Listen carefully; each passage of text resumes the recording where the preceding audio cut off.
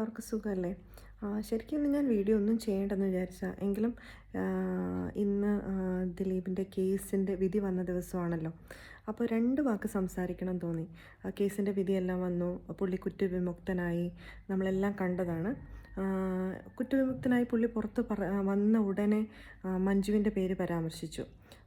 ഈ ഗൂഢാലോചനയുടെ പിന്നിൽ ആരെന്ന് കണ്ടുപിടിക്കണമെന്ന് പരാമർശിച്ചത് മഞ്ജുവാണ്. അതിൽ നിന്നാണ് കേസ് തുടങ്ങിയെന്ന്. എന്തിന് പുള്ളി അങ്ങനെ പരാമർശിച്ചെന്ന് നമുക്കറിയില്ല. മഞ്ജു വാര്യർ ഒരിക്കലും പരസ്യമായിട്ട് ദിലീപിൻ്റെ പേര് ഒരിടത്തും പരാമർശിച്ചിട്ടില്ല. പക്ഷേ പുള്ളി കേസ് കഴിഞ്ഞ് പുറത്തിറങ്ങിയ ഉടനെ ഇത് പരാമർശിച്ചതിൻ്റെ പിന്നിൽ എന്താണെന്ന് നമുക്കറിയില്ല. നമ്മളിത് കണ്ടുകൊണ്ടും കേട്ടുകൊണ്ടും ഇരിക്കുന്നതാണ്, ഡെയിലി നമ്മൾ വായിച്ചുകൊണ്ടിരിക്കുന്നതാണ്. അതിജീവിതയുടെ കഥകൾ, അതിൻ്റെ പിന്നിലുള്ള കേസ് എല്ലാം നമ്മൾ കണ്ടുകൊണ്ടിരിക്കുന്നതാണ്. അപ്പോൾ ഇത് മഞ്ജു വാര്യർ ആദ്യമായിട്ട് അല്ല ഇത് ഡിസ്കസ് ചെയ്ത്.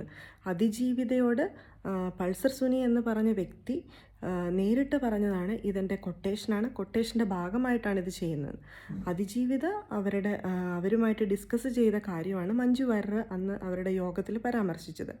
അപ്പോൾ ഈ പരാമർശിച്ചതിനെ ദിലീപ് വന്ന് ഇന്ന് പരാമർശിച്ചു, ദിലീപിൻ്റെ കേസിൻ്റെ വിധി വന്ന ഉടനെ.